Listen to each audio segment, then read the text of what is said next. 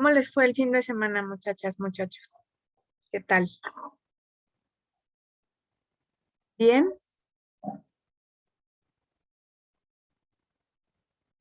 Sí, muy bien. Qué bueno. Con las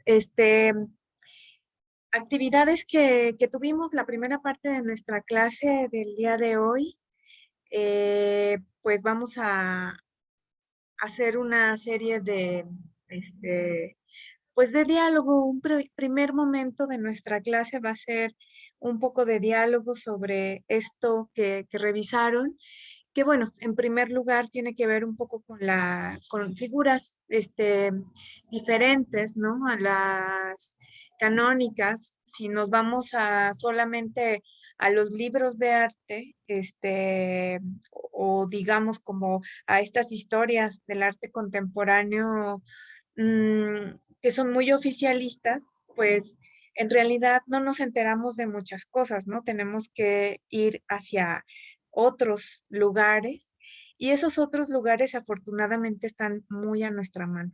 Entonces, por eso les dejé revisar un pequeño video que dura eh, unos 30 minutos más o menos, que es un video en donde dos chavas que tienen un programa sobre distintas perspectivas de arte, cultura y feminismos también, nos hablan de la figura de Valerie Solanas en relación con Andy Warhol, ¿no? Y por otro lado, también les había comentado que hicieran una lectura de un capítulo de un libro que se centra precisamente en la construcción de un término que le vamos a llamar, es un término conceptual de los feminismos norteamericanos de los años 50, y que tiene que ver con esta idea de la mística de la feminidad, ¿no? Este libro es de Betty Friedman, y ella realiza este texto precisamente para hablar de qué se trata esa mística de la feminidad, que por supuesto va sumamente relacionada con lo que vamos a encontrar en toda la iconografía pop que genera Norteamérica. Entonces, este primer momento sería para platicar qué les pareció tanto el programa de estas dos chicas españolas como el texto de Betty Friedman, sí, para poder hacer un diálogo así bonito. Cuéntenme, ¿qué les pareció?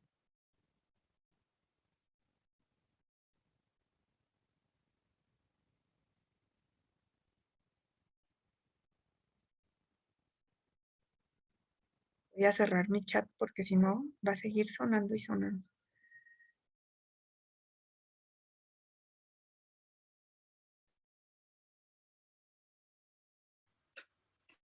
A mí el video, me gustó mucho. Incluso me pasé por el canal de las chavas y vi varios más de sus videos. Ujú. Y creo que lo hacen sentir como una charla, o sea, aunque entre ellas están platicando como que te sientes dentro. Y me gustó mucho la manera en que como que explican todo y si van surgiendo como más ideas o así, ahí mismo las van como desarrollando y plasmando las imágenes y cómo lo van relacionando también con la actualidad, con las cosas que siguen sucediendo. Entonces sí, me agradó mucho. Muchas gracias, Betel, porque justo pasó una motocicleta acá, como vivo al lado de la avenida. Luego hay mucho ruido, espero que no haga mucho eco por allá, pero normalmente cuando se empieza como el tema de transición entre lo que es el expresionismo abstracto con el pop art en estas clases de arte contemporáneo, eh, pasa que, como les digo, se van muchas personas quizá directamente a los textos, y los textos sabemos que son construcciones. Las historias del arte son construcciones que tienen unas perspectivas que pretenden ser siempre muy neutrales, ¿no? De hablar del artista, especie de biografía nada polémica, sino dónde nació, qué hizo y cuáles fueron como sus etapas, y normalmente así es como tratan la biografía, las historias del arte, o la crítica de arte contemporánea. Y después ya empiezan a hablar de las piezas, ¿no? Pero es bien interesante todos los temas que vamos a tratar porque justo lo que nos hace es plantear un contexto, ¿no? Como bien dices, Alfonso, ¿no?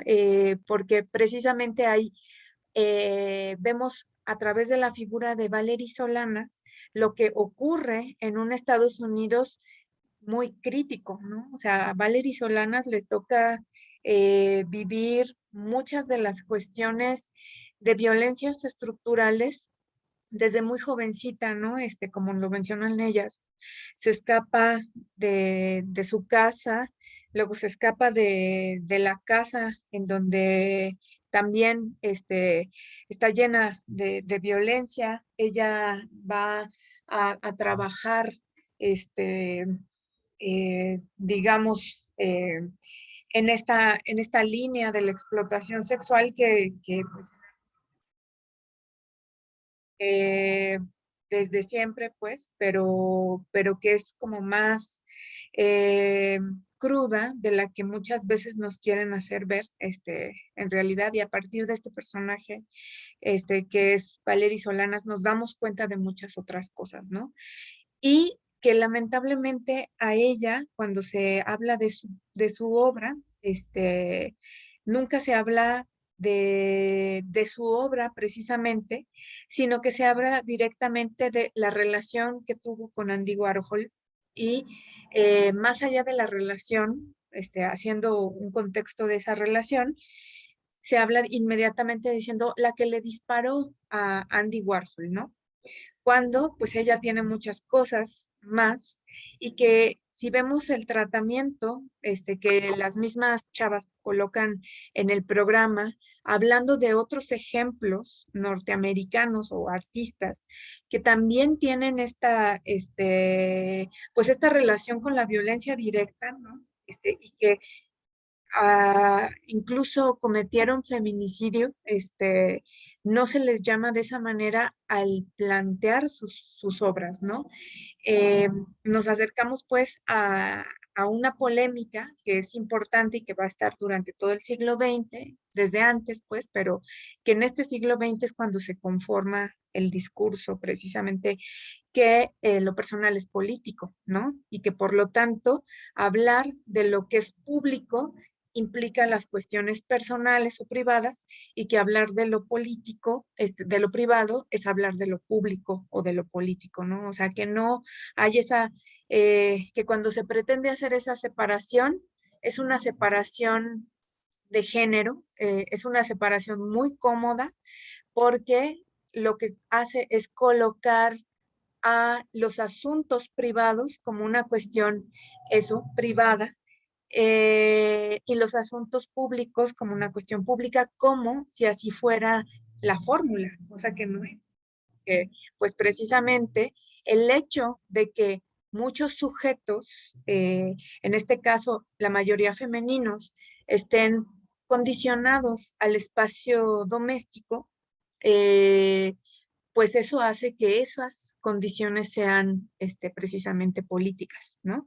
De la misma manera en que el aspecto político o público está simbólicamente determinado para la subjetividad masculina, es decir, lo que vemos en las calles de cualquier ciudad son hombres masculinos en el centro de una ciudad. Los monumentos que observamos a lo largo de todas las ciudades, los grandes monumentos que hablan de la historia de ese lugar son monumentos masculinos. Eh, Quienes están en los curules del Senado o de los congresos estatales o a cargo de ciertos ámbitos públicos, son precisamente sujetos masculinos, ¿no? Entonces, no es que sea tan sencilla esa diferencia de decir, bueno, es que una cosa es una cosa y otra cosa es otra cosa. No, porque precisamente el hecho de que el sujeto femenino de manera general no acceda al aspecto público significa que lo doméstico también es político, ¿no? Y bueno, en el ámbito de lo que estamos hablando, tiene mucho que ver porque la explotación sexual que se da para Valery Solanas y todas las consecuencias psiquiátricas, psíquicas de tortura que se le dan en relación con prisión, psiquiátrico, etcétera, o con la cuestión de la enfermedad, etcétera, todos esos ámbitos, pues no dejan de ser una cuestión, pues justamente política, ¿no? Eh, entonces, ¿cómo hacemos el tratamiento de una historia del arte contemporánea? No podemos hacerlo diciendo que esas divisiones son naturales u orgánicas, ¿no? Porque en realidad estaríamos mintiendo y pues además estamos en el siglo XX, ¿no? Esas perspectivas han sido ya criticadas desde hace siglos. Como decíamos, esto no empieza hace poquito. Desde la ilustración se están haciendo muchísimas cosas, es decir, más de 3 siglos. Entonces, todo eso, pues, cuando vemos casos específicos como Andy Warhol y Valery Solanas, pues eso se vuelve como más interesante al momento de plantear precisamente nuestra perspectiva de arte contemporáneo, ¿no? Entonces, fue muy necesario introducir desde ese otro lugar eh, el pop art y un contexto norteamericano determinado, etcétera, para poder entrar en este sentido, ¿no? ¿Alguien más que quiera comentar algo que le llamó la atención de este programa de radio?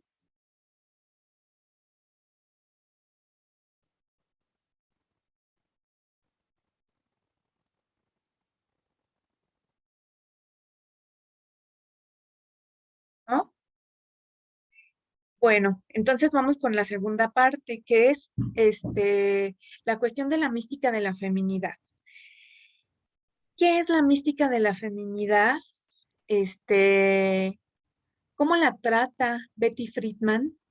Y de qué manera podemos acceder a, o podemos decir que esto ya pasó, ¿no? Porque está de la misma manera vinculada con el pop art, esta idea de la mística de la feminidad. Betty Friedman, cuando escribe ese texto, que es un texto que sobre todo lo que hace es construir la idea de esta mística de la feminidad como concepto en los años 40 y 50 en Norteamérica, que además esta mística de la feminidad va a ser extrapolada, dirigida, exportada a todos los territorios en donde la máquina industrial, cultural, industrial norteamericana llegue desde ese momento hasta nuestros días, ¿no? Como ahorita empezamos con una canción, precisamente que alude a esta cuestión, antes de la clase estábamos viendo un video que tiene todo que ver con esta idea de la mística de la feminidad. Entonces, ¿quién lo leyó? ¿Quién nos hace un comentario?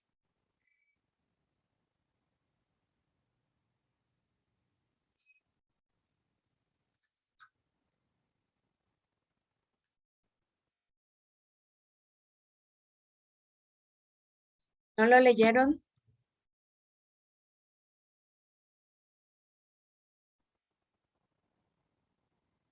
Sí lo leí, pero creo mi internet está fallando, maestra, porque la escucho muy cortada. No sé si ahorita me escucho bien. ¿Te escuchas bien? ¿Me escuchan bien ustedes?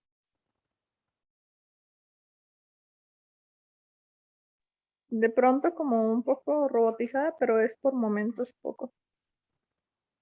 A ver, denme un minuto, me voy a cambiar de lugar. A ver si tengo mejor señal.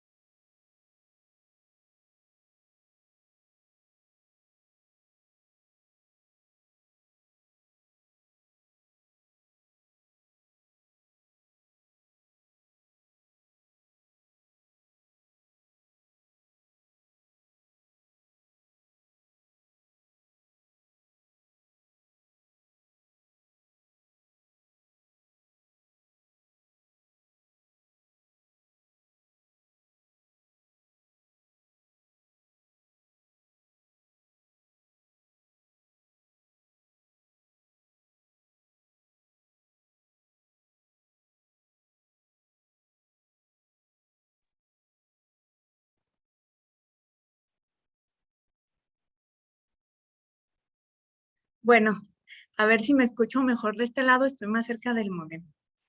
¿Sí me escucho mejor? Sí, ahorita sí. Sí, es Perfecto. más claro. Bueno, pues, este, Nadia, no sé si nos quieras comentar un poco sobre la mística de la feminidad o alguien más. Sí, bueno, pues estuvo muy, muy interesante. Sí me entretuve un buen ratillo, sobre todo porque pues la autora pues te trata de contextualizar un poquito y te pone ejemplos bastante claros con esto de las revistas para las mujeres.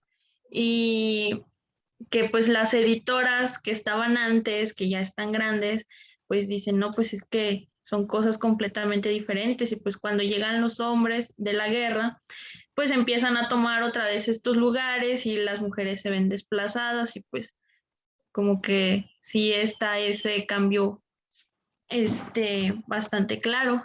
Y me gustó sobre todo una parte en específico, pero ahorita que lo estaba buscando no lo encuentro, pero que decía algo así como este, que tenían esta idea de que pues a las mujeres no les iba a interesar leer cosas de política o economía o esto y lo otro, pero pues la autora dice que cómo esperan que no les interesen estos temas si no tienen nada al alcance con el que puedan ellas pues informarse. O sea, es que no es como que tú naces siendo mujer y esos temas automáticamente no te gustan porque eres lo que eres. O sea, eso se va formando poco a poco. Entonces, pues si no hay nadie que les ofrezca estos temas de conversación, pues obviamente no van a salir así de la nada. Entonces, pues sí me gusta mucho el cómo la autora pone el término y luego ella lo va como desglosando y comparando. Sí, es súper interesante porque, muchas gracias, Nadia, porque para quienes no alcanzaron a leer, bueno, esto que les puse es un clásico de los años 50, ¿no? Antes de que existan los movimientos de los años 60, en donde va a estar inscrito pues todos los movimientos, por ejemplo, por los derechos civiles de la población afroamericana, o bien la cuestión de los feminismos también que van a estar como arte feminista, así tal cual, etcétera, ¿no? Hay una gran revolución previa, pero justamente, por ponerles un ejemplo, yo creo que todo mundo ha tenido en su vida o en su experiencia este tipo de cuestiones que nos está mencionando Betty Friedman en La mística de la feminidad. ¿Por qué? Porque es la construcción de una idea de mujer a través de las revistas que hasta nuestros días tienen esta cuestión de tener un aura, ¿no? De qué es lo femenino, qué es la mujer. Entonces, seguramente sus tías, sus abuelas, muchas personas, sobre todo porque estas editoriales, estas revistas están hechas para construir una mística de la feminidad, ¿no? Y toda esta editorial, esta industria editorial de la que está hablando Betty Friedman, es a partir de la cual se genera una especie de subjetividad femenina que está sobre todo permeada por esta mística de lo femenino, ¿no? ¿Qué es lo que nos dicen estas revistas? Nos dice, una mujer no sabe lo que es. Entonces la revista te va a decir qué es lo que es una mujer. Y lo que es una mujer, pues es, una mujer es eh, este vestido que se mueve cuando bajas las escaleras, una mujer es ese cabello que se mueve también conforme pasa por una calle caminando sobre unos tacones, una mujer es todo un kit de maquillaje, una mujer es todo eso que lo que las revistas están diciendo que es la mujer, ella lo analiza como la mística de la feminidad. Y precisamente es toda esa construcción con la que educaron a todas las mujeres durante el siglo XX y que tiene que ver con este editorial y que se vuelve el ícono pop por excelencia, ¿no? Que, por ejemplo, repite en sus patrones el mismo Andy Warhol, ¿no?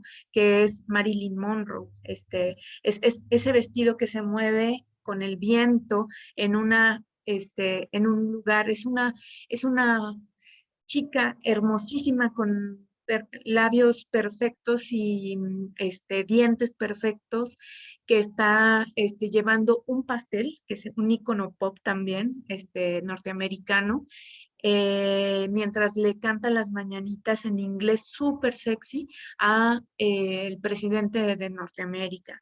Una mujer, pues, es todo ese constructo que además a lo que aspira en todas esas construcciones editoriales a las que está haciendo alusión Betty Friedan, es precisamente a esa idea de que una mujer debe aspirar a ser casi, casi como la reina de Inglaterra, ¿no? O sea, ¿por qué fue tan famosa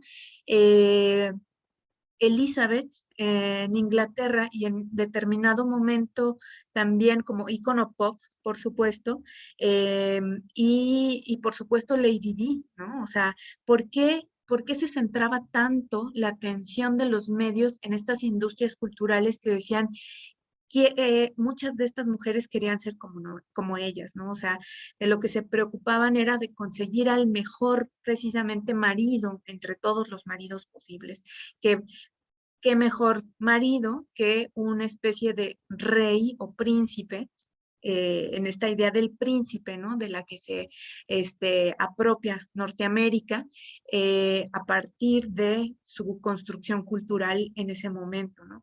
Entonces es casi, casi que sentirse de la realeza.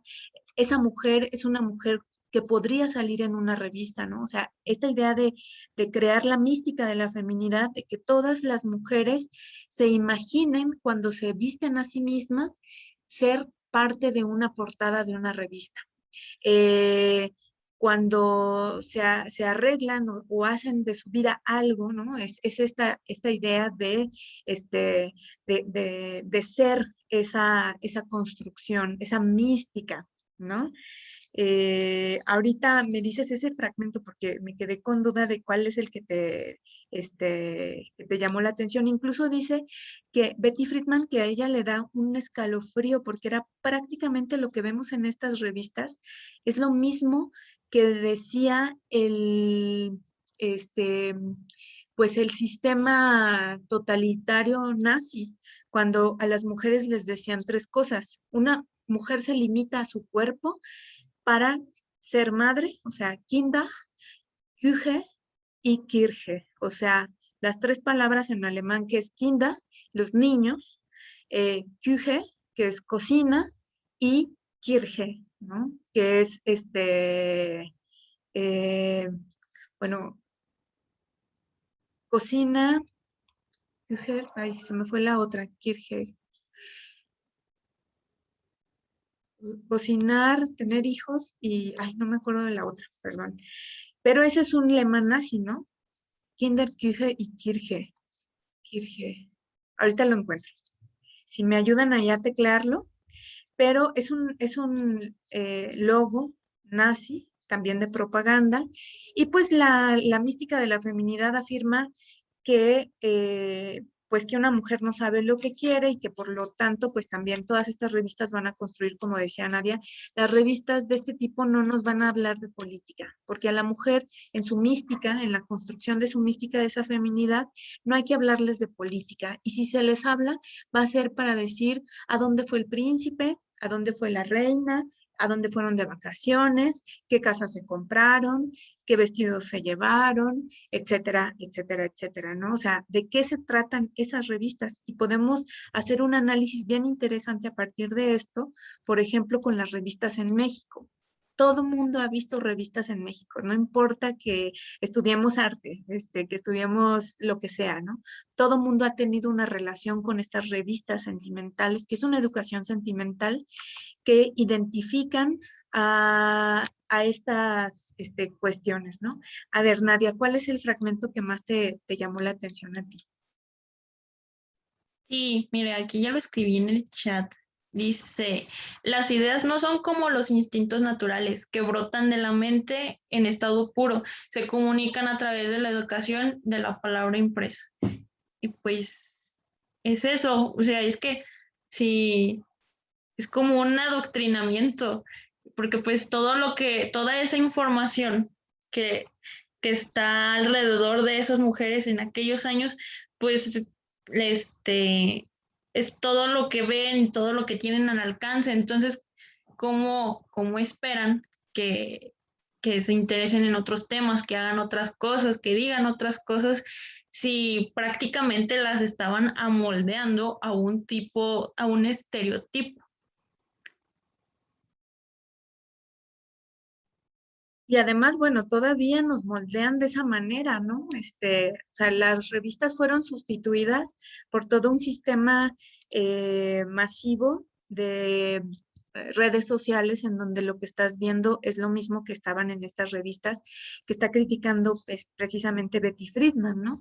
O sea, una especie de condición no política de las mujeres, sino en donde todo se centre en su cuerpo, en decir que es bella, que es joven, que viaja, ¿no? O sea, no hay un padecer en la construcción instrumental que se hace de estas industrias.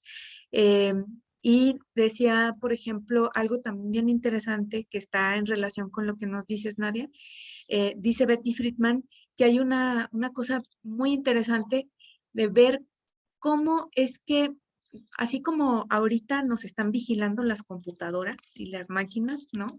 Para saber en qué momento perdemos la atención de estar buscando en el celular cosas o estar viendo un video o estar viendo una serie o todas esas cuestiones que tienen que ver con la industria, pues precisamente en esos análisis que se hacían de las revistas, de la mística de la feminidad que hay en ellas, pues precisamente se identificó que las mujeres se sentían, valga la redundancia, muy identificadas con los personajes que padecían cosas, ¿no? Y que se identificaban con personas, por ejemplo, que padecían ceguera, sordera, algún tipo de discapacidad, porque precisamente, digamos que en eso hay un juego en donde a todas estas mujeres que fueron educadas a través de las revistas, etcétera, eh, pues se les decía que, o sea, todo lo que está diciendo esa revista en los títulos que nos está diciendo Betty Friedman es eh, cómo conservar una casa intacta de limpieza, cómo tener contento al hombre con el que vives después de casar, cómo conservar la figura de no sé qué y no sé cuánto, ¿no? O sea, todas esas cosas que no te están diciendo exactamente que eres algo inferior, pero sí te lo están diciendo, no te lo dicen literal, pero sí, o sea, de ti se trata que todo eso pues esté al alcance de esa vida ideal doméstica sobre todo y que además va a estar llena de comerciales, ¿no? Hay que conseguir la mejor licuadora, la mejor lavadora, la mejor la mejor vajilla, el mejor lavatrastes, etcétera. Y aunque sean actrices, en realidad, pues también la actriz es una ama de casa, ¿no? Lo que más les va a importar a estos culebrones, o revistas, etcétera, es que esa actriz también sea madre, que también tenga cuidados, que también tenga pareja, que también tenga, no importa, por más trabajadora que sea, tiene que tener como el dominio o el control sobre todos estos ámbitos de los que está hablando Betty Friedman, ¿no?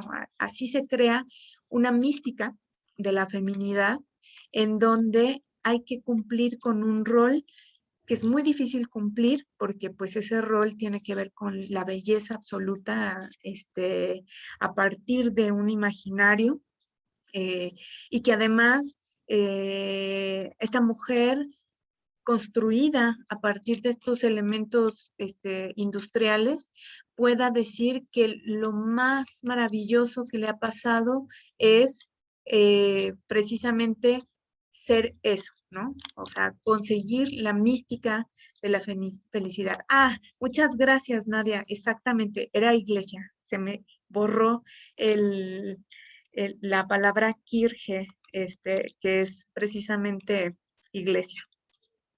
¿Sabe qué me pasa cuando se me borran esas palabras? Kinder, Küche, Kirche, exactamente. Muchas gracias. Entonces, pues justamente de eso se trata, ¿no? La mística de la feminidad. Aquí es alabar la idea de la feminidad en esos términos, en el término de ser la más bella, la mejor vestida, la que compita con otras mujeres, en esos términos, ¿no? Que además tenga la pareja más idónea también y que vaya a tener los hijos más hermosos y lindos del mundo, ¿no? Esa es la construcción que no solamente tiene que ver con Estados Unidos, como decimos en este momento, sino que va a ser una construcción dada a partir, pues precisamente no solamente de las revistas o del cine, sino de también del pop art, ¿no? Porque eso también vamos a encontrarlo en todo esto, ¿no? Por eso la pelea entre la misma Valerie Solanas con Andy Warhol, pues es impresionante, es muy interesante, porque ella está diciendo todo lo contrario a una mística de la feminidad eh, y Warhol extrapola como sabiendo que va a fluir todo lo que haga en términos de pop art si va acompañado del sistema de estrella, el Star System norteamericano, que ya está implícito, ¿no? O sea, que ahí él sabe que mientras este arte acompañe también al Star System creado por Norteamérica, va a fluir hasta donde llega este Star System, ¿no? Porque lo que va a estar diciendo es repetir ese Star System de las revistas o de toda la industria televisiva norteamericana hasta en toda la función visual que va a realizar a partir de la serigrafía o de la reproducción de piezas en la fábrica. No sé si ustedes de chavas o de chavos, también ustedes seguramente vieron algún eh, ponche, ¿no? De alguna novela rosa, que fue como el acompañamiento de estas revistas era pues muy famoso que cada revista tuviera un pequeño relato erótico de de este tipo de mística de la feminidad, ¿no?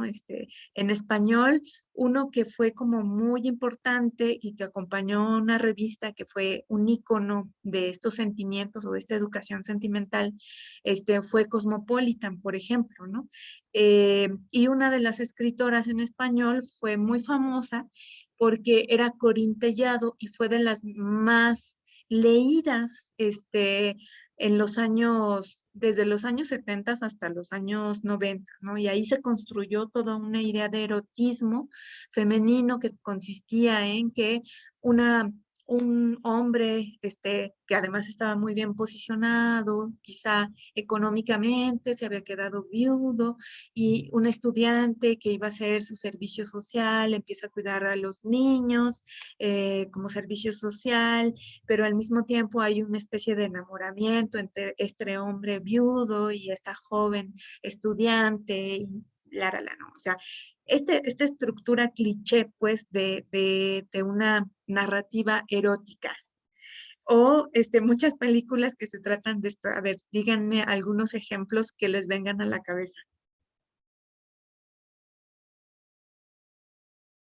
Por ejemplo, estuvo muy popular hace unos tiempos justamente con la misma historia que comenta usted de el hombre posicionado, la chava que apenas va empezando, la de 50 sombras de Grey es como el claro ejemplo de eso. También salió una que mucha gente, pues, hubo ahí un debate, también una que se llama 365 días, ¿no? Que es el hombre que es narcotraficante, pero tiene una muy buena posición, y esta muchacha que no puede tanto, bueno, muchas cosas, pero sí, se ve mucho, mucho, inclusive también en las novelas, que a nuestras abuelitas, a mi mamá le gustaban mucho verlas, y una vez me puse a verla, digo, o sea, tratan de lo mismo, pero no sé, nos encanta, me incluyo porque a pesar de que yo sé distinguir de lo que es violento y digo, no, pero pues es lo que nos enseñaron,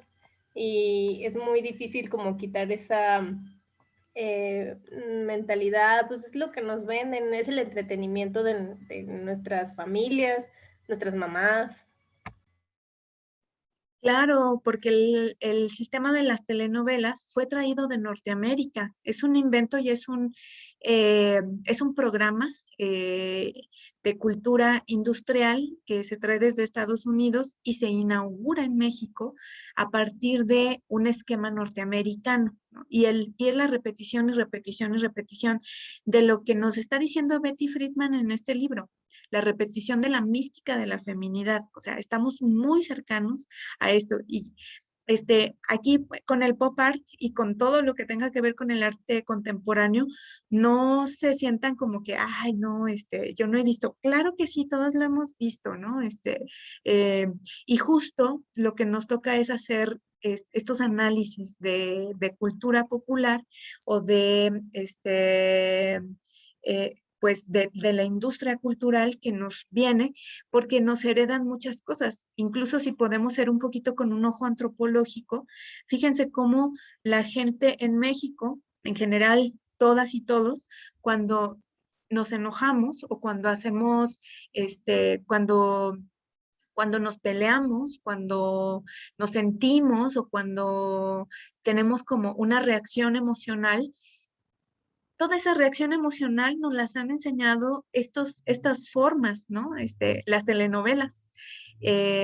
Tenemos reacciones muy melodramáticas, o sea, actuamos como personajes de telenovelas mexicanas cuando reaccionamos, nada más que no nos damos cuenta o no lo queremos aceptar muchas veces, ¿no? A ver, Ale y luego Iracema. Sí, es que ahorita que dijo de las novelas, de los relatos eróticos en las revistas, se me abrió un recuerdo. Estaba, o sea, cuando era niña, o sea, y es el punto de cómo, o sea, cómo nos habíamos expuestas a eso desde niñas. Me acuerdo, estaba leyendo una revista antigua, porque pues, era antigua, de Cosmopolitan, sí, creo que sí, no sé, algo así, y la empecé a leer y la estuve leyendo un ratito y luego me la quitaron, por obvias razones. No recuerdo algo, o sea, pero así, justamente la historia era eso, y se me hace muy loco que nos vemos expuestas a una sexualización tan pronto en nuestras vidas. No sé, yo de haber tenido unos 5 o 6 años.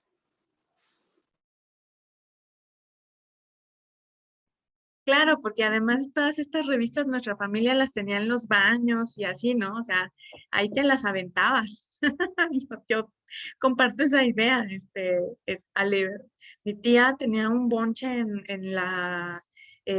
el baño y yo era pasarme horas. O sea, mis primeras lecturas fueron novelas rosas, completamente. Irase más adelante.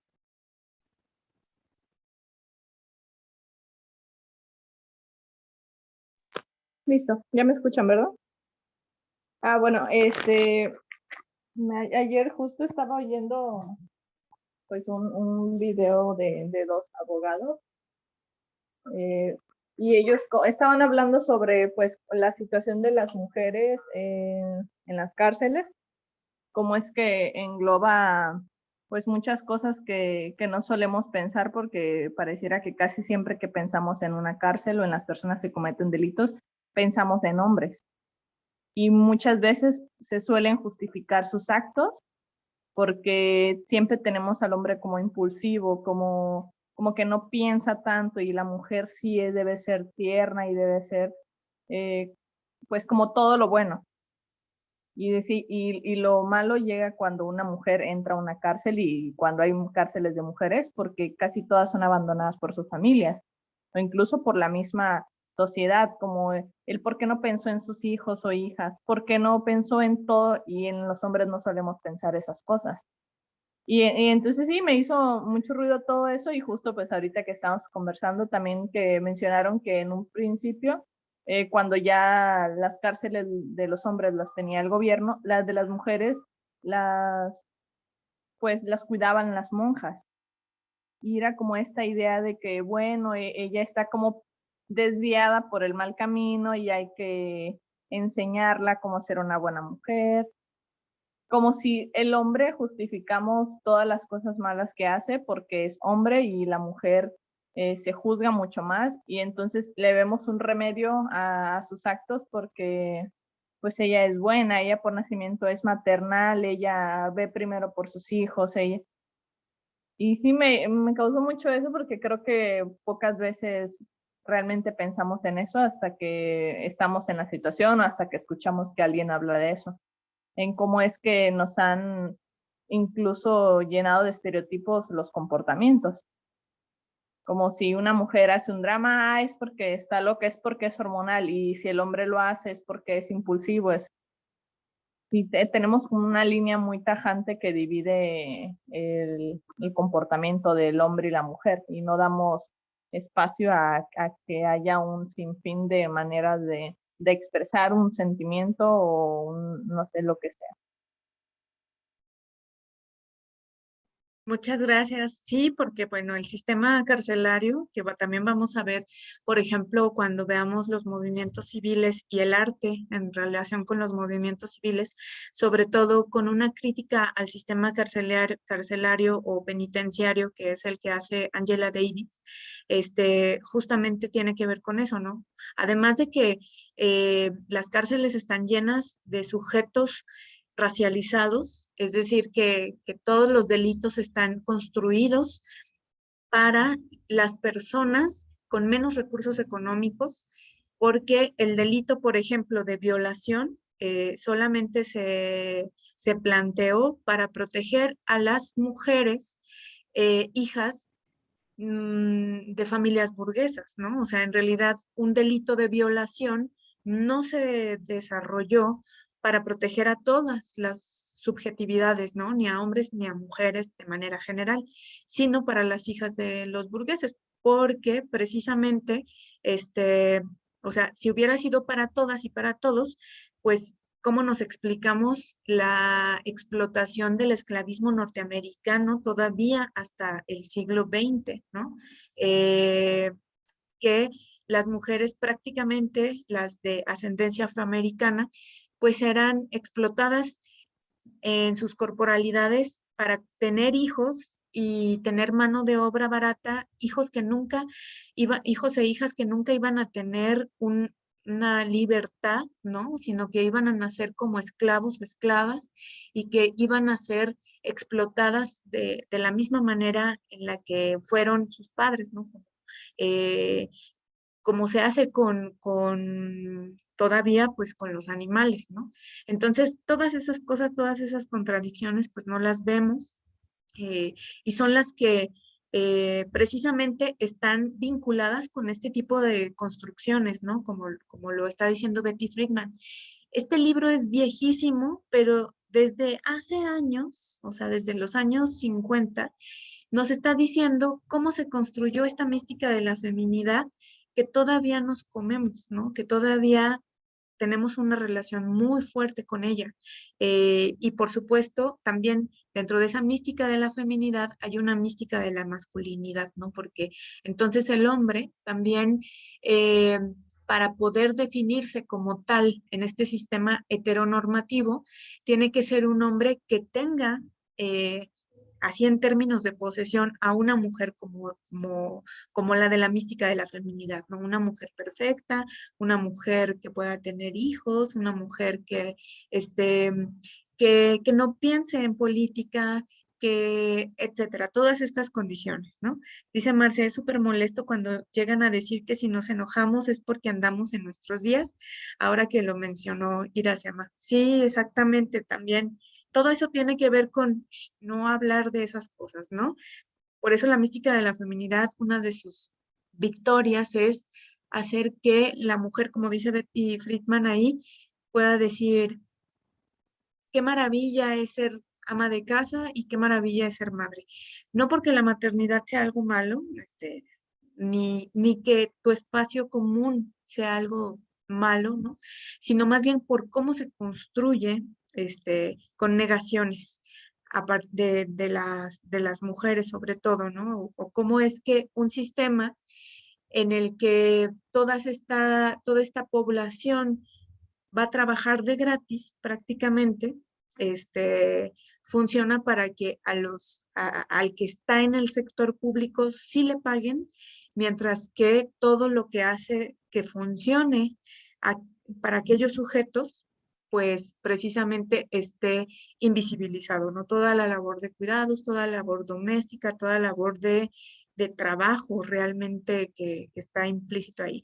O sea que se inventaron una cosa impresionante en Norteamérica, en esta mística de la feminidad, que además fue llevada a través de las industrias culturales a todos los rincones y todavía nos la seguimos comiendo de una manera como fuertísima, ¿no? La vemos todos los días, cómo funciona. Bueno, pues, ¿cómo funciona también en el arte? Eso es una de las preguntas, pues, que nos haríamos. Y en este caso, pues, lo que vamos a ver es cómo se construye una sociedad del espectáculo, ¿no? Porque si estamos diciendo que tiene que ver con, ¿sí están viendo mi pantalla, muchachas, muchachos? Todavía no la estoy compartiendo. No, Ah, creo que ya, ¿verdad? ya. Entonces, bueno, ¿cómo se construye esta espectacularidad, este sistema de espectáculo en el que funciona tanto el prototipo heteronormado masculino como el prototipo de la mística de la feminidad? O sea, es algo casi místico, hay que alcanzarlo, ¿no? Entonces, mientras más cerca estés, más, más cerca también estás de cierta felicidad, pero en realidad funciona solamente acá en nuestra cabeza, ¿no? Eh, y pues nos hace cometer muchísimas cosas, porque todo mundo lo hace, ¿no? Está relacionado con toda nuestra corporalidad, con nuestros deseos, con cómo funciona nuestro pensamiento respecto a la producción de dinero, por ejemplo, eh, y cómo a partir de esto también empezamos a hacer negaciones de nuestra vida cotidiana, en sociedad, que no tiene que ver con estas formas, ¿no? Cuando dejamos de ver nuestras fiestas o nuestros propios rituales u otras cosas que salgan de esta norma del espectáculo norteamericano, pues es precisamente ahí donde empezamos a ver como los límites, ¿no? De esto. Entonces, dice uno de estos artistas, que es Oldenburg, dice que hay que defender entonces un arte, hay que hacer ver esta sociedad del espectáculo eh, como algo que no se acomode cómodamente en un museo, ¿no? Un arte que pueda hablar no solamente de todos los utensilios que nos hace comprar este estereotipo industrial de cultura pop norteamericana, sino que nos haga ver eh, toda la basura que conlleva, ¿no? Toda la superproducción de desechos que implica, todo lo que se registra en nuestro consumo a partir de ello, ¿no? O sea, por ejemplo, ¿cómo es posible que nos hayan convencido de comprar algo tan insano como una Coca-Cola, ¿no? Es algo que se ve mal, es agua negra, que además no es que funcione bien, sino que tiene, o sea, en realidad ni siquiera es delicioso, es un asunto que se ha construido como un gusto a partir de una cultura popular. Entonces, pues precisamente cuando alude a la porquería, Oldenburg quiere decir a lo que pasa después del consumo, ¿no? Ya estamos entrando pues en todo lo que implica esta cultura popular, que es una cultura de consumidores, de consumidoras, que vamos a estar consumiendo esta mística de la feminidad o esta regla heteronormada de masculinidades, ¿no? Que debe de tener un carro, que debe tener un trabajo, que le pueda permitir hacer como todo este ejercicio de consumo, que esté dirigido a las masas, que sobre todo sea accesible por medios tecnológicos, que además sea previsible porque va a estar lleno de clichés, que, que pueda ser diferenciado de ese arte que se sitúa en espacios elitistas, como los museos o de los lugares privilegiados, ¿no? Sino que empiece a ser un arte mayoritario. Pero aquí hay una trampa, porque no necesariamente cuando hablamos de pop art, estamos hablando de que se democratice la cultura, porque de lo que estamos hablando es en términos de cultura pop norteamericana. O sea, estamos hablando del consumo corporativo norteamericano, no de la cultura popular de cualquier pueblo, ¿no? Lo que se consume como cultura popular o en esta idea de pop, eh, pues tiene que ver con Norteamérica, ¿no? Consumimos hamburguesas, pizzas o incluso empezamos a incorporar pasteles en nuestras fiestas, cosa que no existía antes, ¿no? O sea, un pastel no es necesario más que con la cultura pop y se introduce en la vida cotidiana de todas las personas y empiezan a cantar este tipo de cuestiones como el cumpleaños, etcétera. Pero en realidad es estar al arte pop, dirías, Marce.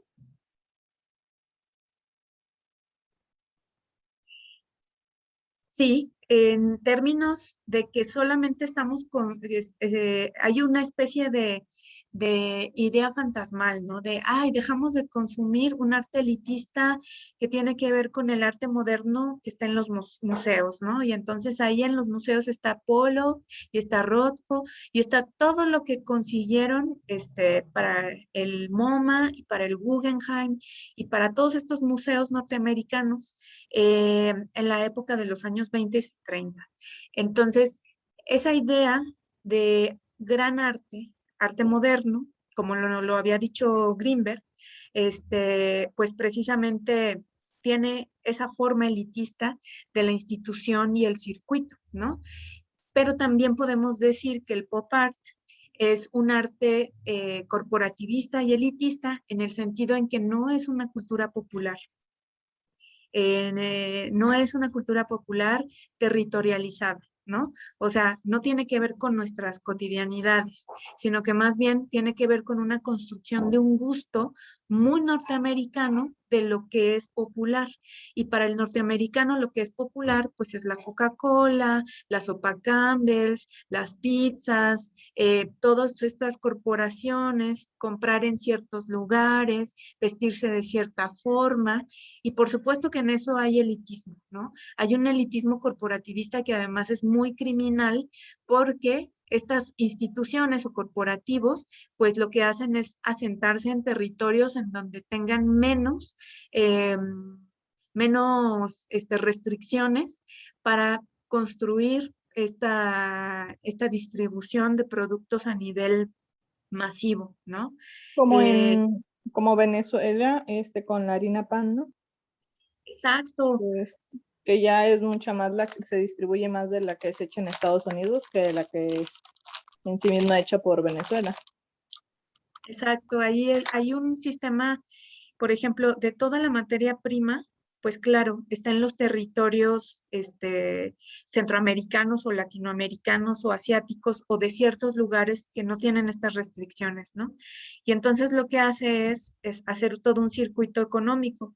O sea, vienen todas estas industrias a explotar los recursos materiales de otras regiones, a pagar de una manera mínima a sus trabajadores, pero te lo regresan con una marca que está en todos los sistemas de consumo, ¿no? Entonces, ya tú estás consumiendo cuando vas a cada centro comercial estos términos de la cultura pop norteamericana. O sea, tiene que estar enlatado. Esa invención de tener alimentos enlatados es parte de la cultura pop norteamericana. Es una estética de la mercancía, ¿no? De los diseños, de esta sociedad del espectáculo, porque además cuando te vendan esas latas o todos estos productos, te lo va a vender una estrella de el espectáculo, ya sea de deporte o ya sea de cualquier sistema de circuito de visualización, ¿no? Entonces, por eso sí es un círculo vicioso que implica una sociedad del espectáculo, ¿no? Que estemos en constante relación con esto. Y pues su condición principal es la seducción. Toda la cultura pop lo que hace es seducir masivamente. Nos seduce de manera masiva. La seducción precisamente lo que hace es que no nos deja pensar, ¿no? Nos seduce un color, un movimiento neón de un foco, de una mujer que camina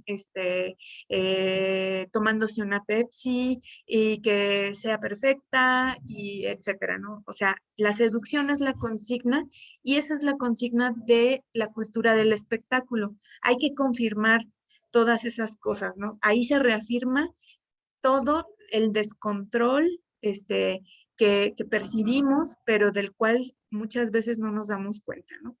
Es tan icónica precisamente la sopa Campbell's de Warhol. Y Warhol, como les decía, él lo ve, él no construye la cultura popular norteamericana, él se instala en la cultura popular norteamericana. Él es de ascendencia más bien del quiebre que está ya realizándose desde principios del siglo XX en toda la Unión Soviética y son exiliados, ¿no? Sus familiares son de la parte más bien cercana a la Rusia de la época y por supuesto que entiende perfecto que el sistema norteamericano ya está en el gusto de todas las personas a nivel planetario, que todo mundo reconoce más fácil a F. Kennedy, a su propia historia, ¿no? Territorial, etcétera. Iracema, ¿tú quieres participar? Justo es que levanté mi manita cuando mencionó lo de cómo se utilizaban a las personas que están como luego en el medio del espectáculo, por así decirlo. Y me recordó mucho apenas a una como nueva campaña que está lanzando la marca de joyería Tiffany & Co. y que está utilizando a Beyoncé y a Jay-Z, también en conjunto con una obra de Basquiat que según se decía que, o era lo que la marca está dando a entender, como que la hizo él pensando en la dueña pues de esta marca como tan mundial. Y sí, me hizo pensar mucho en eso, cómo es que van manejando, o sea, pues de alguna forma, una manera de envolver a toda la gente que está como pues interesada en eso, la forma en la que llegan a todos los rincones que planean, o sea, es un plan de negocio, pues de alguna forma, y cómo es que utilizan distintos como elementos, como mostrar una obra de Basquiat y entonces atraer a un gremio de personas y luego poner a Beyoncé, a otro. Sí, es muy interesante y como hay muchas cosas que de pronto dejamos pasar cuando no ponemos como atención a esos detalles.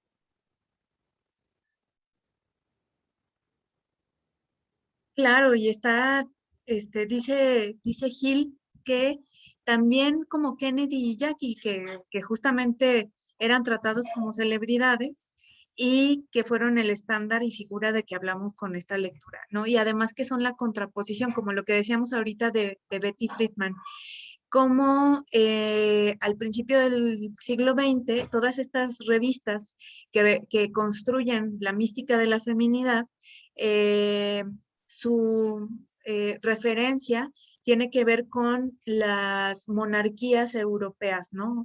Hay que tener una vida como de reyes europeos, ¿no? Entonces, ¿qué es lo que, fíjense cómo estas revistas retratan una vida tan lejana, pero la hacen tan cercana que las personas piensan que a lo mejor pueden ser parte de esa realeza, ¿no? O por simplemente por estar al tanto del chisme de lo que le pasa a esta realeza, que si ya se pelearon, que si se van a divorciar, que si el hijo le contestó al abuelo que era el rey o lo que sea, ¿no?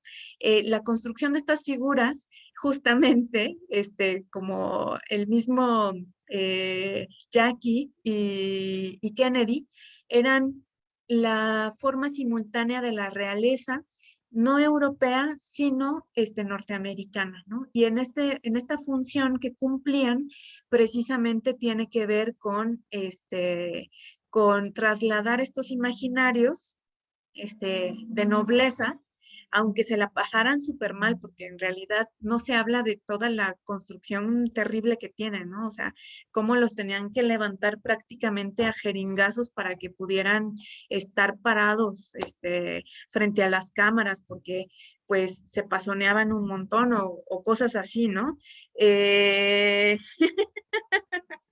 Ay, no, Efraín, en serio.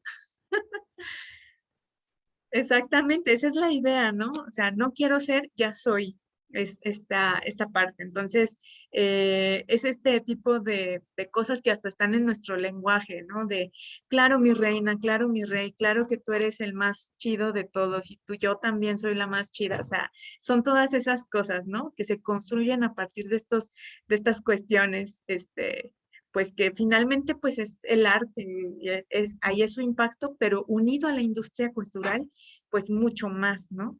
Entonces, todo ese es el marco de referencia del pop, ¿no? No es una pieza de Andy Warhol, es un sistema de construcción del espectáculo constante, de seducción constante, de un sistema de mercancía que está bien configurado, además de cómo está protegido por el Estado, porque pues por supuesto que se llevan su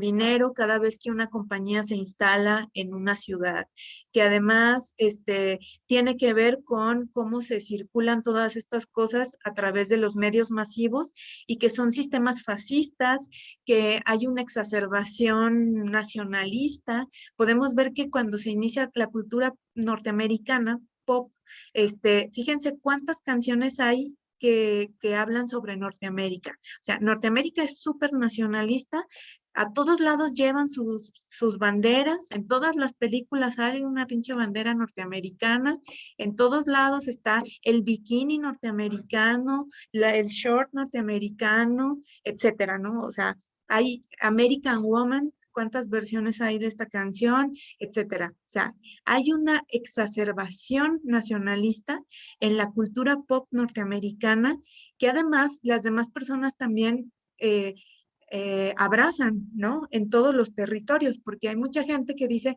yo también quiero una playera con la bandera gringa, ¿no? Yo también quiero un bikini, norteamericano o inglés, ¿no? Todo eso es un bien mercantil de plusvalía que pues se genera a partir de este sistema de consumo y de seducción, a partir de lo muy bien pensado que está la industria norteamericana de cultura, ¿no? Entonces ahí es donde Andy Warhol sí funciona, menos en Corea del Norte, pero es que Corea del Norte también tiene ese sistema, ¿no? O sea, ¿qué es lo que estamos viendo también? Es como las transiciones del mercado, ¿no? Pero también funciona, pues, Corea con ciertas estructuras, ¿no? Que ya están en la cultura norteamericana heredadas, ¿no? Y a poco no toda esta seducción que está también decía Nadia que el mismo sistema narrativo de la novela rosa está en el anime. Entonces, puede ser de la telenovela, puede ser del anime, puede ser de la novela rosa que está en las revistas, puede ser del sistema de personificación o casi que amigos de el Star System, en el que se empieza a generar todos estos intercambios de llorar porque Justin Bieber le pasó algo, ¿no? O sea, ese tipo de sistemas de acercamiento precisamente tienen que ver con, puedes no llorar con la persona con la que vives, pero hay una construcción de sensibilidad con alguien que no conoces porque precisamente está en ese sistema. Entonces, opera de manera artística en un espacio de identidad masiva que todo mundo piensa que es una identidad individual y auténtica, pero en realidad no. Es un mensaje, imágenes reconocidas, propician una comunicación inmediata, hay un acercamiento al arte, pero que no significa que sea un interés por el arte, sino por la cuestión. Ay, no, en serio, apenas ayer conocí, gracias a una clase, a BTS. La verdad no los conocía, pero ayer ya los conocí. Y bueno, me parece muy mal por lo que me platicaron ayer que se vaya a desintegrar. Bueno, justo, ¿no? Ahí funciona prácticamente todo. O sea, nos propicia una capacidad. En ese sentido, el sistema del espectáculo es muy psicópata. Nos genera empatía inmediata, ¿no? O sea, somos capaces, pues, de sentir algo por ese sistema o como funcione en el mensaje en el que nos están mandando para que inmediatamente tengamos una reacción, pero la reacción que tengamos pues está mediada por el consumo, ¿no? Entonces aquí dice que este sistema está hecho por esto, ¿no? Las ofertas a la mano, comprar Coca-Colas, hamburguesas, sopas enlatadas, pastas, que garantizan una sonrisa perfecta y seductora, y que además eso nos va a garantizar el éxito social, porque mientras más te parezcas al ícono pop, más éxito social tendrás, o eso es lo que te venden, tendrás una identidad de triunfo definitivo, vas a tener la perfecta etiqueta, vas a ser un empaque con un valor de uso, etcétera, ¿no? O sea, todo eso hace que esa persona esté más cercana al sistema del espectáculo porque todo lo está poniendo en condición de esa subjetividad, ¿no? Entonces, esta intención que nos dice, es la intención manifiesta para reconocer que desde el siglo XX todos somos fetichistas, o sea, queremos mercancía, que la mercancía está hecha para seducirnos y nos encanta y que además, bueno, pues precisamente es a eso a lo que le vamos a tener mucha más fidelidad, ¿no? Entonces aquí empezamos a ver las imágenes, muchachas, muchachos, y la primera pieza que podemos decir del pop art, no es gringa, sino más bien, no, claro, no ha acabado, Marce, es el mismo sistema en el que seguimos, es lo mismo que estamos describiendo ahorita, ¿no? Es un sistema del espectáculo. Y la primera pieza de la que vamos a hacer alusión, pues fíjense nada más, es esta de Richard Hamilton. ¿Qué es lo que estamos viendo ahí? Pues estamos viendo un sistema del espectáculo. Tiene que haber la televisión con el icono femenino perfecto, ¿no? Dentro de esta pieza de Richard Hamilton, pues ya está el cartel de cine, que es el sistema de circuito de la misma industria de la cultura, ¿no? Además, tenemos dentro de la televisión otro cuadro, así como veríamos las meninas de Velázquez, hay que ver esta pieza de Richard Hamilton, ¿no? Así como en las meninas, Velázquez está volteando a ver hacia los reyes y las meninas, y hay un juego de miradas adentro afuera, también en esta pieza de Richard Hamilton, pero todo lo que tiene que ver no es con la realeza, sino con el sistema de la industria del espectáculo. Entonces hay un cartel de cine, hay por supuesto una imagen que se puede copiar y enmarcar de Abraham Lincoln. Se tiene además unas escaleras tipo centro comercial. Afuera hay una ciudad que tiene todos los espectáculos posibles porque hay una cartelera de un teatro al que puedes ir apenas salgas de ese lugar, ¿no? Además, hay una mujer sentada en un sillón que está semidesnuda, pero está además en una pose radical. Y tiene esta paleta que precisamente es la pop, ¿no? De ahí viene esta cuestión del pop art, con esta pieza como muy emblemática.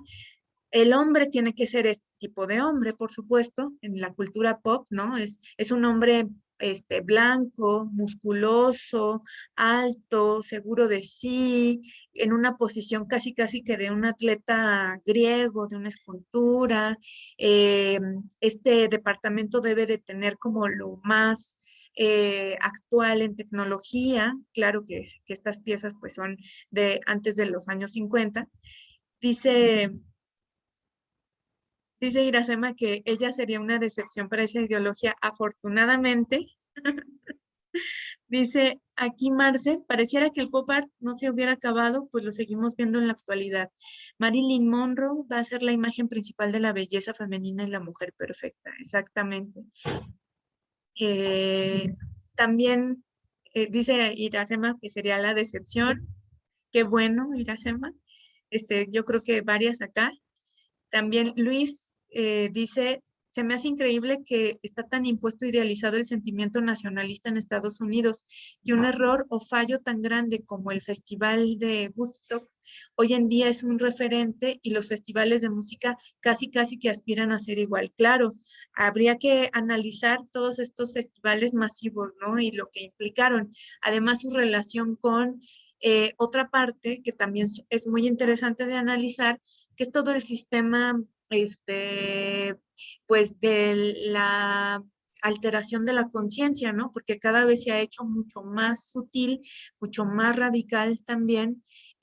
Recordemos que todo el grupo Beat, o sea, todos estos poetas como Ginsberg, como Henry Miller, como toda esta generación de escritores norteamericanos, tenían una relación con ciertas sustancias que fueron desde los años 40 hasta muy más radical en los años 60, pero que, por ejemplo, ahí México se hace parte no solamente de ellos, ¿no? Porque eh, todos estos escritores hablan, por ejemplo, del peyote, pero también hablan, Antonín Artaud, el que creó el Teatro de la Crueldad, lo refiere en México el país de los tarahumaras. Entonces hay una relación de los europeos y los norteamericanos con México en relación con las sustancias que pueden encontrar en nuestros territorios, ¿no? Pero que también los vuelven como una especie de consumo industrial y que también pierden su ritualidad, y entonces empieza a haber otro tipo de circunstancias que implican, ¿no? O sea, el consumo de ciertos hongos, el consumo del peyote, el consumo de cuestiones que son muy rituales, pues empiezan a ser como parte de la cultura popular norteamericana porque empieza a ser parte de los viajes que hacen estos protagonistas de las industrias, ¿no? Entonces, fíjense aquí lo que nos decía precisamente Marce de Marilyn Monroe. Bueno, tenemos aquí, por supuesto, a Warhol. ¿Qué icono, aparte de la bandera, tenemos tan fuerte respecto a lo pop, como también la idea de los soldados, ¿no? Si hay, aparte de la bandera norteamericana que aparece en todos lados, también el signo del soldado es muy fuerte en Norteamérica, ¿no? Entonces es así como prácticamente ir a un centro comercial a buscarse el pantalón que parezca más de soldado y que parezca, a la chaqueta que también aparezca más militar, porque se vuelve una especie de moda, no solamente masculina. Bueno, me avisan cuando falten 10, porque ya ven que se me va muy rápido el tiempo. Pero pues el soldado es también una de las figuras de la cultura pop norteamericana, ¿no? Que además se vende. Y si se fijaron, por ejemplo, cuando se hace ¿quién hace la primera guerra transmitida en vivo? No la hacen, no la hacen los europeos, no la hacen los rusos, no la hacen los latinoamericanos. Las primeras personas, el primer territorio que hace una transmisión en vivo de una guerra, o sea, en donde están muriendo las personas, en donde están aventándoles bombas, etcétera, a territorios a nivel global, son los norteamericanos. Y lo que hacen es sacar un reality show sobre sus soldados. Entonces, lo que hacen es entrevistar a los soldados que van y matan a las personas porque son un icono pop. Porque además hay que entrevistar a la esposa del soldado y al hijo del soldado y hablar de toda una cultura de los veteranos en Norteamérica. Eso lo hacen los norteamericanos y es esa la guerra del Golfo Pérsico, ¿no? En el 91 y 92. Entonces, por supuesto que hay que ver, también hay en el cine, como bien dice Lluvia, hay muchísimas referencias a la guerra. Todo el cine norteamericano es un cine bélico, ¿no? Prácticamente. Y justo son los héroes, ¿no? Entonces, Warhol, como les digo, Warhol no inventa nada. Simplemente Warhol es entiende muy bien de qué va toda esa cultura norteamericana. Y por supuesto que ahí va a estar colocándose él mismo con esta cara serigrafeada de soldado. Este es un robo intelectual también que hace Warhol. Se llama La Caja Brillo Box, que es muy famosa, de la que escribió Arthur Danto. Y precisamente el diseño, Warhol se lo roba a un diseñador, lo, lo va y lo registra como su autoría y después la caja Brillo Box se vuelve una de los íconos del arte contemporáneo que los que hizo Andy Warhol, que toma el diseño de otra persona y lo registra o lo patenta, y entonces pues ya estas cajas son prácticamente el icono del arte contemporáneo para muchos de los teóricos de arte contemporáneo, ¿no? Así se llama incluso el libro de Arthur Danto, Caja Brillo Box, y de lo que se trata es que precisamente no podamos distinguir entre lo que observamos en nuestra vida cotidiana con lo que llamamos el sistema del arte, ¿no? Porque todo está dentro de este sistema de espectáculo. Y bueno, por supuesto que él lo que va a hacer es tomar fotografías que tienen que ver con una especie de reconstrucción de los propios artistas norteamericanos. Como ustedes recuerdan, Juanes nos platicaba cómo muere Pollock. Muere ebrísimo en un accidente de automovilístico y Andy Warhol empieza a hacer una serie de accidentes automovilísticos a partir de fotografías de fotoperiodismo, nada más que les va cambiando el color y les va cambiando la serigrafía. Con eso reproduce la pieza, pero además está haciendo su propia historia dentro del arte norteamericano porque está haciendo una referencia a Pollock, ¿no? O a este sistema de estas sopas Campbell's, ¿no? Cuando ustedes ven las entrevistas de Warhol, pues precisamente tienen que ver con, le preguntan, ¿tú estás en contra de los rusos? Y él inmediatamente le contesta a su manager, estoy en contra de los rusos. Y el manager le dice, no sé, Andy, ¿estás en contra de los rusos? Y se queda callado. O sea, lo que está haciendo, más que contestar, es decir, yo, Andy Warhol, soy una marca, tengo un manager, le voy a preguntar si es correcto lo que voy a decir o lo que sea, o simplemente es evidenciar ese sistema en el que está, ¿no? Eso lo va a hacer constantemente en las entrevistas. Fíjense bien cómo lo hace. Y por supuesto, aquí está la hora dorada de Marilyn Monroe, ¿no? Una de las muchas piezas de Marilyn Monroe de Warhol, en donde ella está en esta serigrafía constante, de repetición, que pues precisamente es este icono, ¿no? También está Oldenburg, por supuesto, del que citábamos la primera frase, ¿no? De la cultura pop también implica pensar en todos los desechos que es la cultura pop, ¿no? O sea, toda la basura que genera, todo el consumo que termina colocándose en las ciudades, por eso sus esculturas son monumentales, son gigantescas y no tienen que ver tanto con la idealización, sino con el desecho, con la basura que se encuentra en las calles, ¿no? Entonces, cuando consigue los espacios para colocar sus piezas escultóricas monumentales, lo hace de esta manera, ¿no? O también que es un icono muy importante porque son las piezas, todas son de plástico y son parte también de la cultura que se empezó a generar. Imagínense nada más, en un momento determinado, bueno, Oldenburg está haciendo referencia a esa vida norteamericana, ¿no?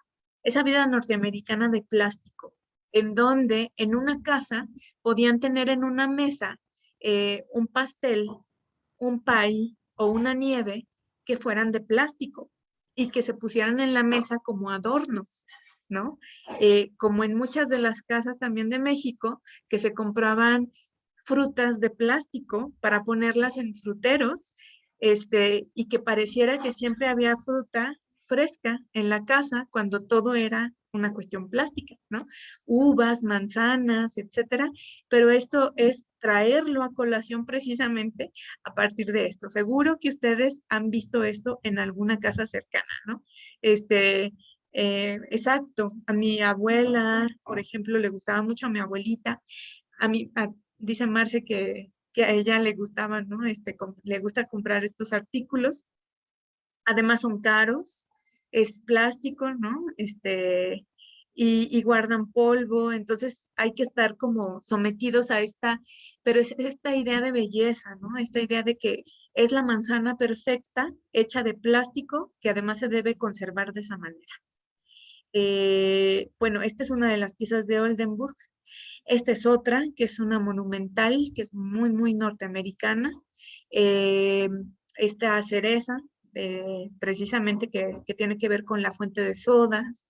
Otras que ya van cambiando en su aspecto. Aquí tenemos, pues, por ejemplo, algunos artículos más de construcción, pero encontramos a uno de los, mira, Nadia, también, claro, es que todo el mundo tiene acceso, ¿no? Como decimos ahorita, todo el mundo ha visto telenovelas, todo el mundo ha visto series, todo el mundo ha tenido una relación con las revistas y esa mística de la feminidad, o con otro tipo de revistas, ¿no? En la construcción de la masculinidad también, a contraposición de la mística de la feminidad, está toda la industria pornográfica, ¿no? De la cual no hemos hablado, pero es simultánea. O sea, esa industria de la feminidad, esa mística de la feminidad, en sus revistas, tiene esa contraparte de la que estamos hablando como una industria radical, que además se vuelve un consumo, pues terrible, tanto para las mujeres como para los hombres, ¿no? Entonces, Lichtenstein, que es uno de estos artistas también de origen más europeo oriental, pues lo que va a hacer es introducir dentro de las piezas otra de las fuentes de la cultura popular que ya nos mencionaba Nadia hace ratito, ¿no? Que tiene que ver con el cómic o con lo que posteriormente vamos a hablar como anime. Pero justo ahí vienen una serie de síntesis bien interesantes. Lichtenstein es un pintor, o sea, esto que estamos viendo es pintura, está hecho a partir de pintura, no es, incluso tiene técnicas de puntillismo, de Seurat, por ejemplo, de la vanguardia, sin embargo, la forma en la que lo vemos es como si fuera gráfica, ¿no? Cuando su técnica es pictórica, pero su apariencia es gráfica. Entonces, vemos esta, que es muy famosa, ¿no?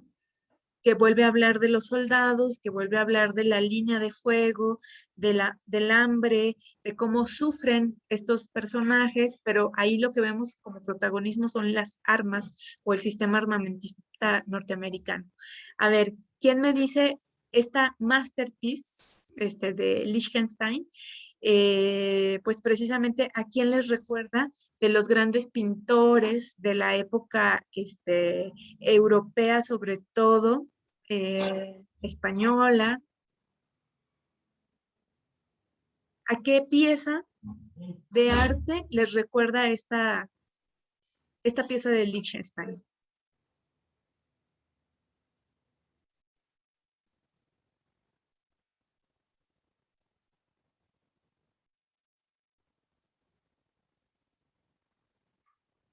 ¿Qué pieza? Esta pintura está en el Museo del Prado, o sea, la original a la que hace referencia a Liechtenstein, y es súper famosa porque precisamente es el pintor devolviéndole la mirada a quien observa la pintura.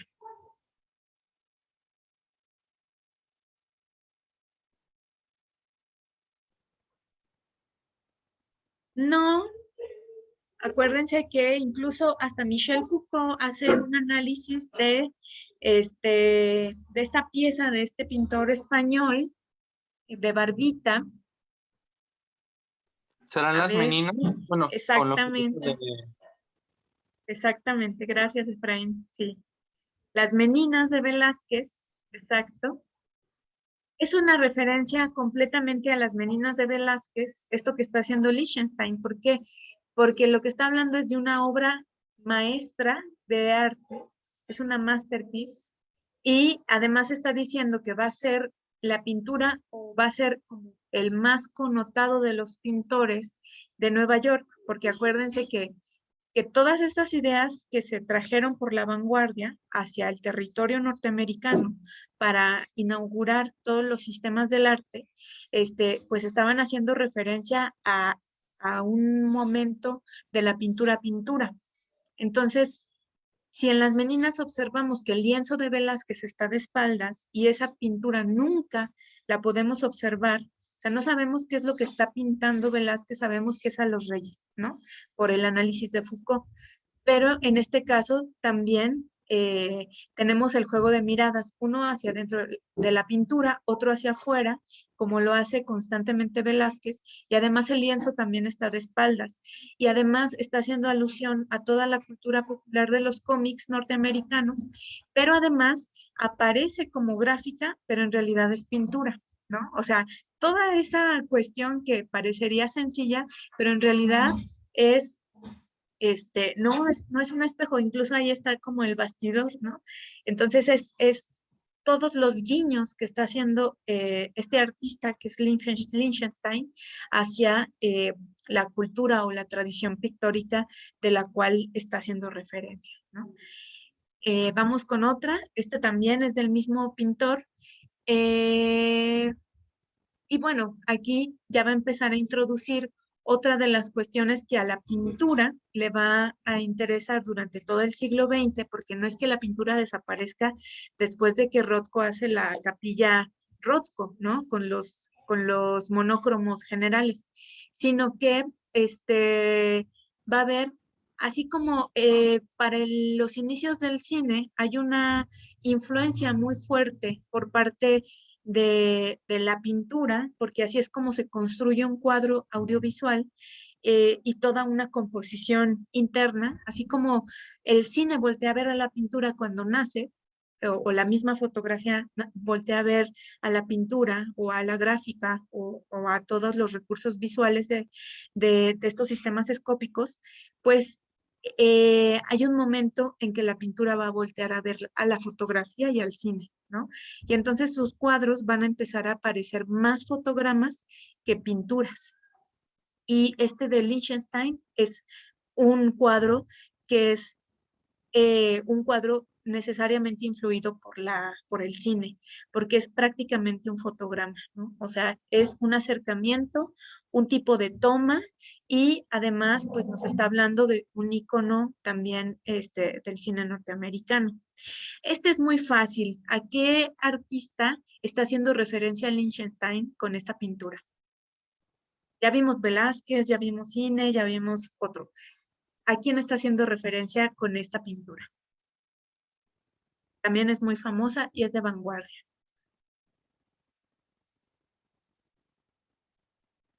No, no es Picasso. ¿Kandinsky? Kandinsky, exactamente. Hay un cuadro de Kandinsky que precisamente tiene que ver con los jinetes, ¿no? Y que Lichtenstein lo que está haciendo es, fíjense, cada cuadro que hace Lichtenstein está haciendo una postulación de su trabajo en relación con la pintura, ¿no? En relación con el cine, en relación con otras artes. Sin embargo, pues son sistemas pictóricos completamente novedosos. Y bueno, pues aquí tenemos otro que pues también tiene que ver con el cómic, ¿no? Voy a adelantar. Fíjense, este es otro pintor que se llama Besselman, del pop art. ¿Qué es lo que estábamos diciendo de la mística de la feminidad? ¿Qué ven aquí en este cuadro de esa idea de la mística de la feminidad que estábamos diciendo ahorita?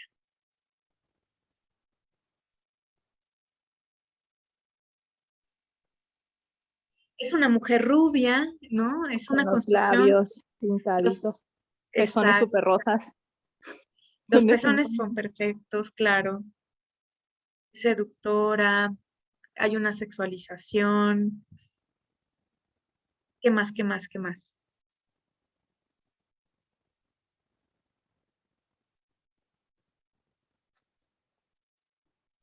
Que solo está resaltando como una parte del cuerpo de la mujer, que es como en lo que se centraría la belleza o el estigma de belleza. Exactamente, ¿no? No nos importa cómo es su rostro, no nos importa si tiene una personalidad propia, no nos importa en este cuadro de Besselman, no hay una mujer específica, hay un estereotipo de mujer, ¿no? Como la idea que nos planteaba justamente Betty Friedman, que es la mística de la feminidad. También hay que decir que con la industria, no sé si ustedes han visto la serie Mad Men.